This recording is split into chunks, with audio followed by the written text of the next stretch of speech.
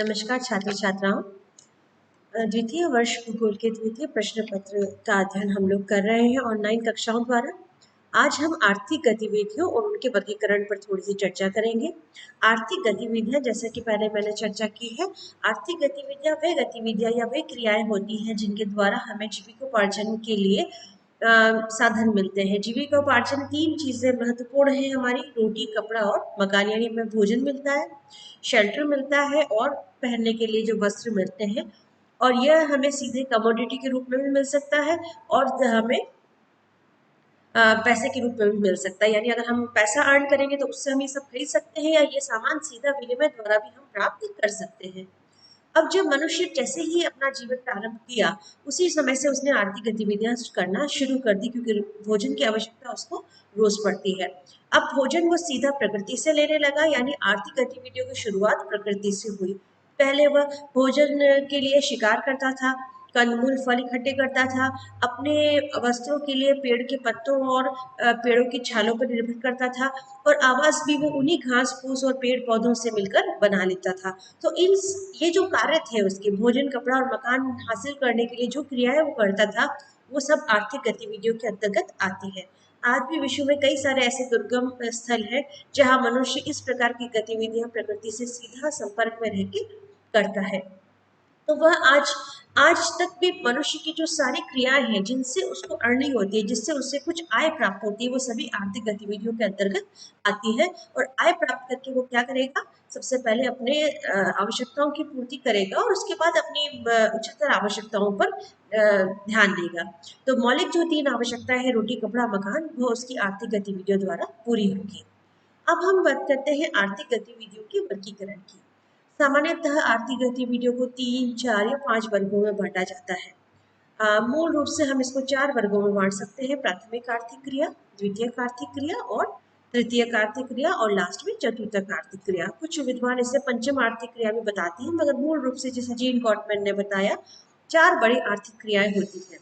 अब सबसे पहले हम एक एक करके आर्थिक क्रियाओं पर चर्चा करेंगे। सबसे पहले हम बात करते हैं प्राथमिक आर्थिक क्रिया की, प्राइमरी ऑक्यूपेशन की। प्राइमरी ऑक्यूपेशन वे ऑक्यूपेशन है या वे व्यवसाय है जो सीधे प्रकृति द्वारा प्राप्त किए जाते हैं। यानी जो उत्पादन है वो सीधा प्रकृति से सीधा ले लिया जाता है, सीधा उसका उपयोग किया जाता है। जैसा मैंने आपको बताया कि कंद मूल फल इकट्ठे किए जाते हैं। प्रिमिटिव तरीके यानी आदिम तरीके से खेती की जाती है, आदिम तरीके से पशुपालन किया जाता है। अब आदिम तरीके के पशुपालन का मतलब है उसमें किसी भी प्रकार की मशीन का प्रयोग नहीं होगा, फर्टिलाइजर का प्रयोग नहीं होगा, उन्नत परिशोधित बीजों का उपयोग नहीं होगा। मनुष्य अपने हाथ या छोटे मोटे पत्थर और लोहे के कुदाली फावड़े की सहायता से अगर खेती करता है, जानवरों का उपयोग करके अगर खेती करता है, तो वो प्रिमिटिव एग्रीकल्चर कहलाती है।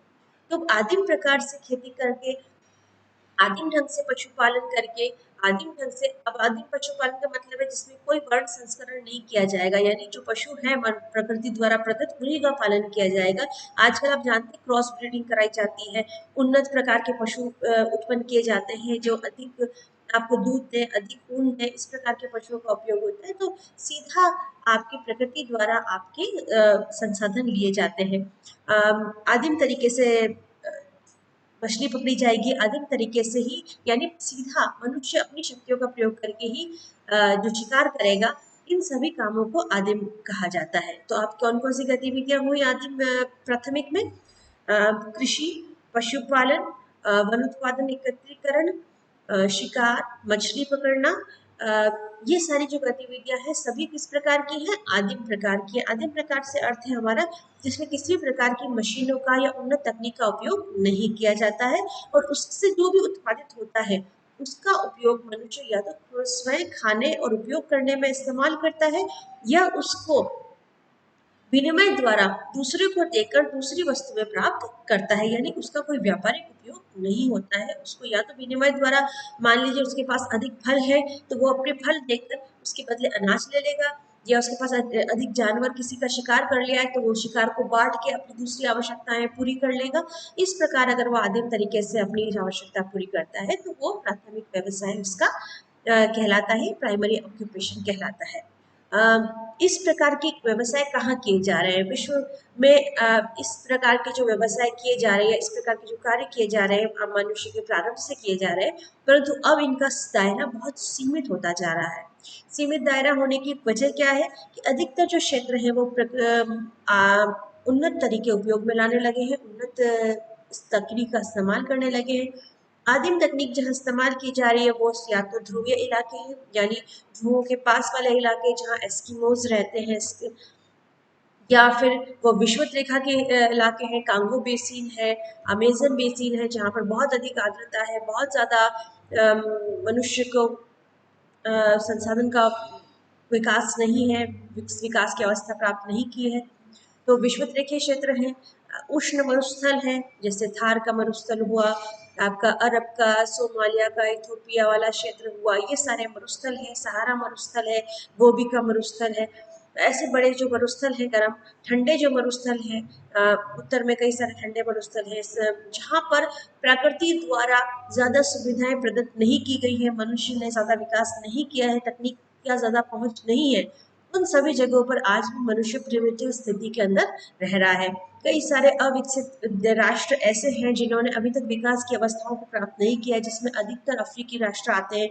पूर्वी एशिया के कई सारे राष्ट्र हैं जहाँ पर काफी बड़ी संख्या में जनसंख्या अभी भी आदिम पद्धति से प्राथमिक व्यवसाय में संलग्न है, यानी अधिकतर वो काम कर रही है जो प्रकृति द्वारा सीधा सीधा लिया जा सकता है। तो हमने देखा गर्म और ठंडे मरुस्थल, विषुवत रेखीय क्षेत्र और ध्रुवीय क्षेत्र ऐसी जगह हैं जहाँ पर आज बड़े पैमाने पर आदिम प्राथमिक आत्मिक क्रियाएं की जा रही हैं। उसके अलावा इन क्रियाओं के क्षेत्र निरंतर सिकुड़ते जा रहे हैं, कम होते जा रहे हैं और इनका दायरा सीमित कर होता जा रहा है। अब हम देखते हैं कि जहाँ जहाँ प्राथमिक आर्थिक क्रियाएं हो रही हैं वो सभी देश अविकसित अर्थव्यवस्था वाले देश हैं या अविकसित अर्थव्यवस्था की स्थिति के अंदर है, विकास के वहाँ पर पहुँच नहीं हो पाई है, तो मनुष्य का जीवन स्तर बहुत ही निम्न है।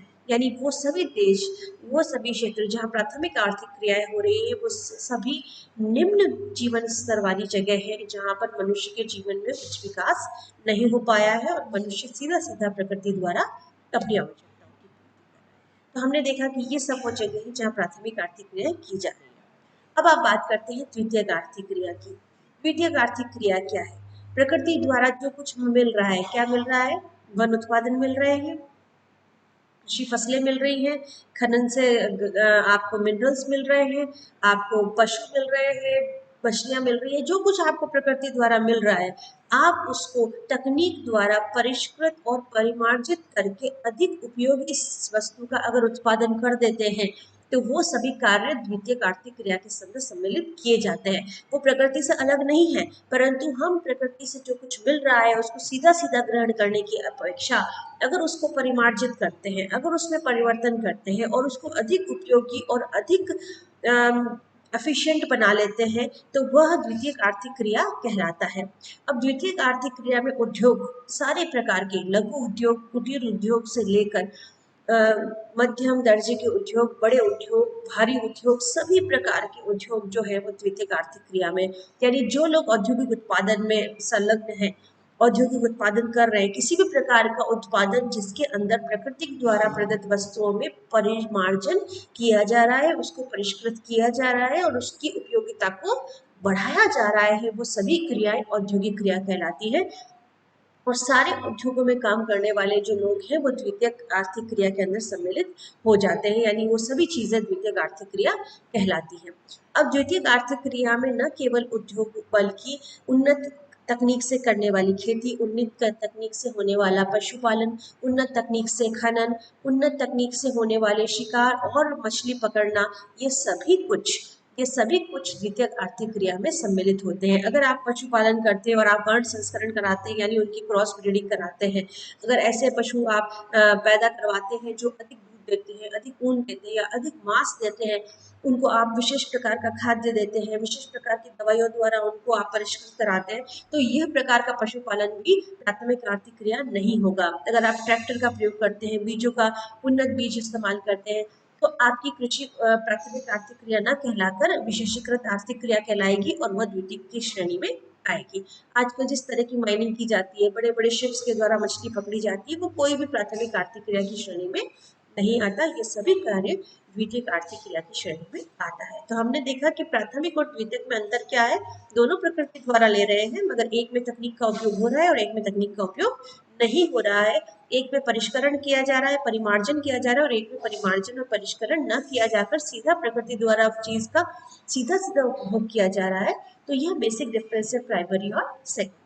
अगली कक्षा में हम इसको और गहन अध्ययन करेंगे और अगली तृतीय और चतुर्थ आर्थिक क्रियाओं पर चर्चा करेंगे। धन्यवाद।